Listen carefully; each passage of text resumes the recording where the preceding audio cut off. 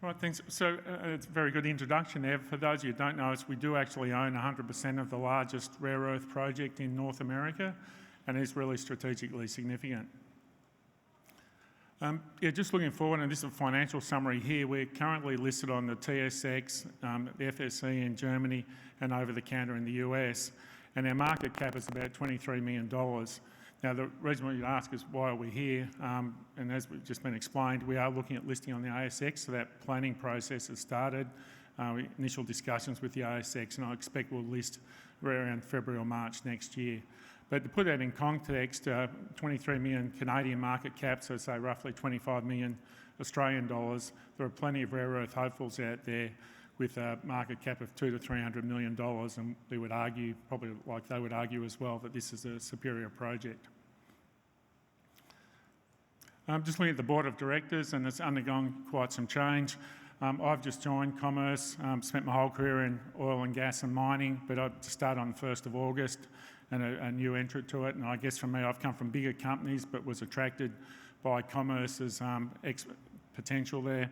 I've got Jody DeRouge, who's the president of DeRouge Geological Consulting.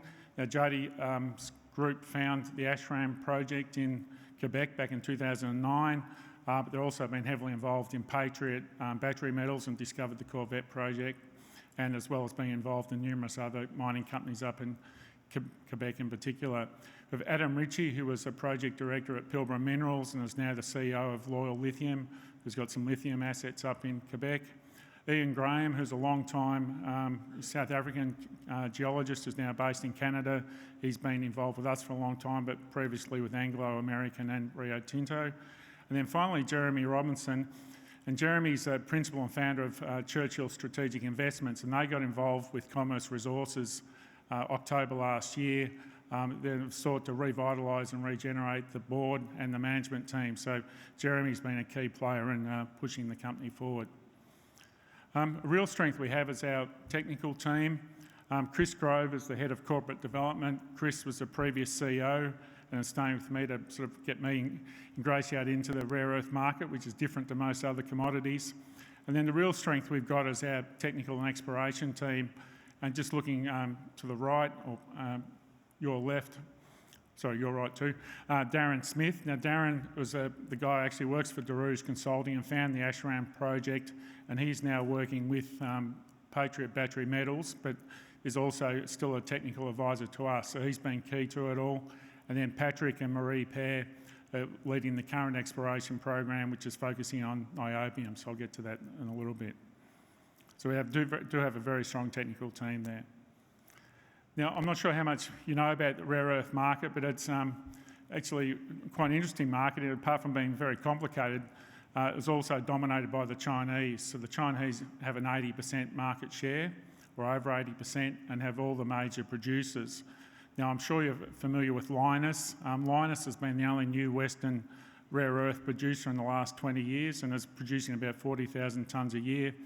And then the other big Western producer is Mountain Pass, which is MP Materials and located in the US. So they're the only two sizable Western producers. And to put that in context, rare earths are used for electric vehicles, wind turbines, but also for defence, both in defence systems and also the munitions themselves. So it's a bit like the scenario you face with computer chips during the GFC, where you couldn't get computer chips for your cars.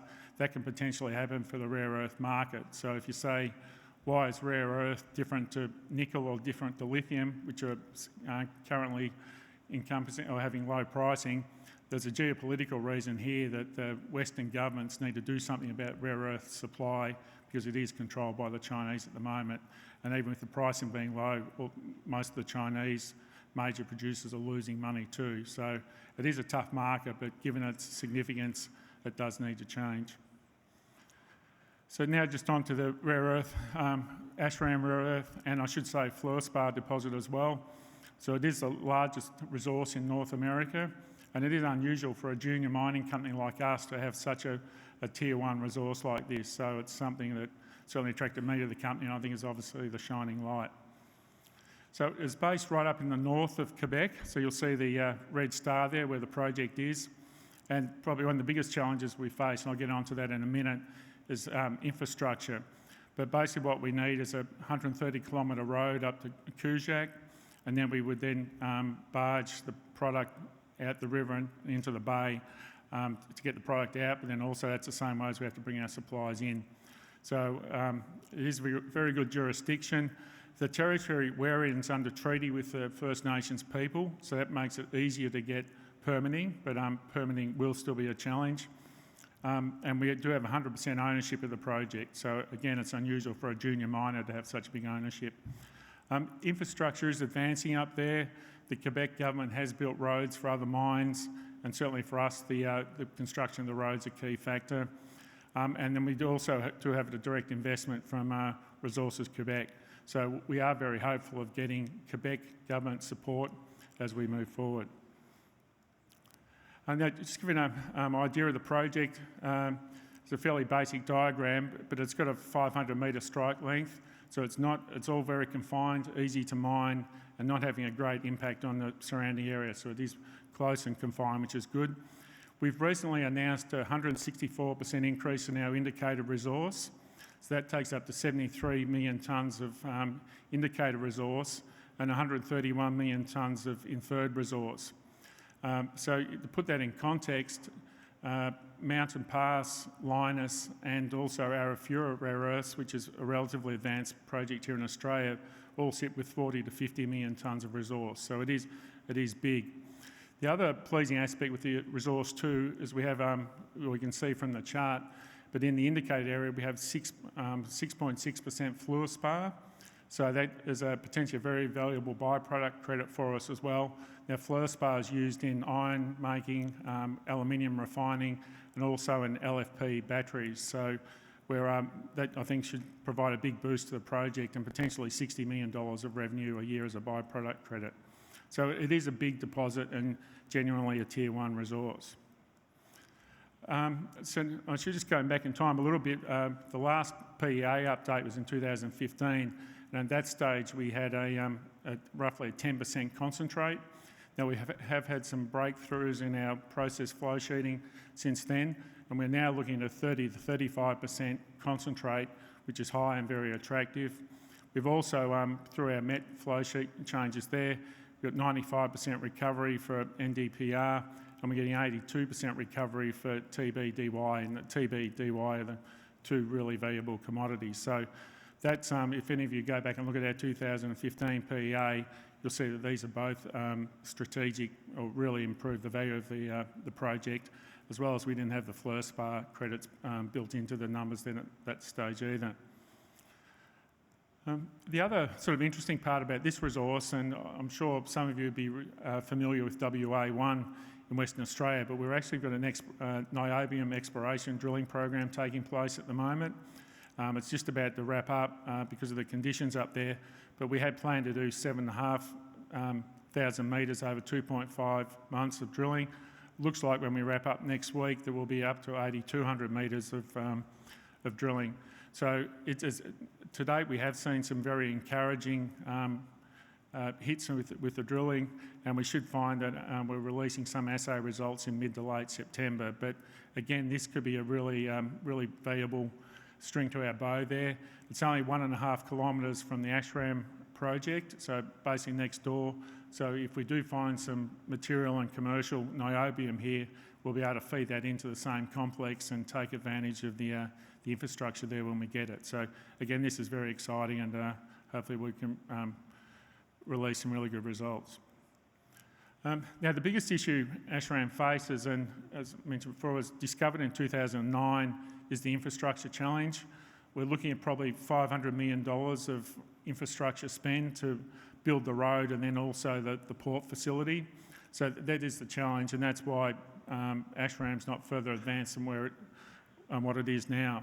So, but apart from the project standing alone by itself, because of the imperative and the geopolitical issues around defence inputs in particular, there is a lot of money around from both the Canadian government, the United States government, and even the EU. And I think some of you who do follow the rare earth market, Arafura has picked up a lot of funding from these sources, and I think with our proximity to the North American market, that's certainly a benefit. So And for instance, the US Department of Defence is running a program and we're applying for funding there. So there's really, hopefully this can help us solve the infrastructure challenge.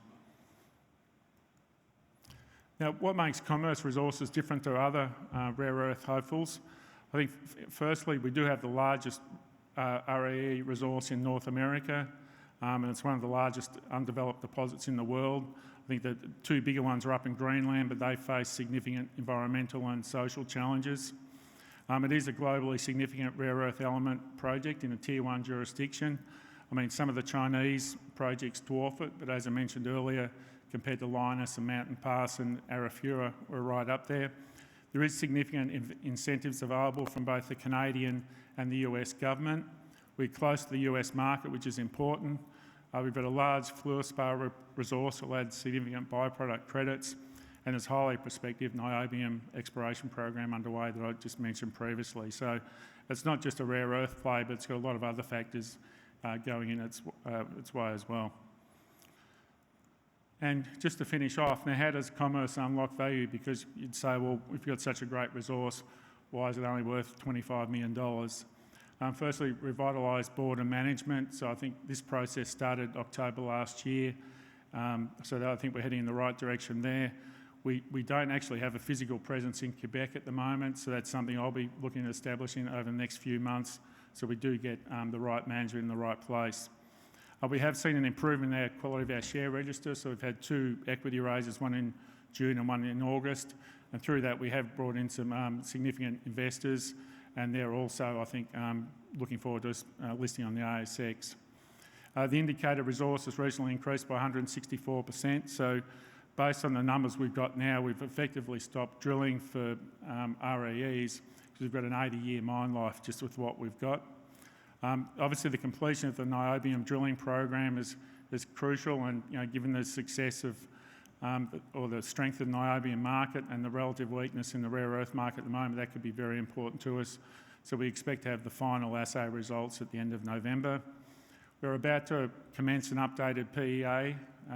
The last one was done in 2015, so it's obviously a decade gone past, and we expect it to have stronger results. The ASX listing is in planning. Already commenced discussions with the ASX, so be hopeful of it being listed in February or March next year. We do hope to obtain government support. There is low-cost funding and grants available, so we're putting in a submission with the Department of Defence next week, and we're also hoping to get faster-track approvals, and this is where I think having a big footprint in Quebec and being able to access the right people and get the momentum behind the project is important. Now, and I guess like all projects, and I can't tell you what the final capital bill will be, but probably somewhere in the range of $1.5 billion. So for a company of our size, it's not easy. So we look at bringing in prospective partners, and I think that's occurred already in the rare earth space. So, right. And thanks for listening. Thank you.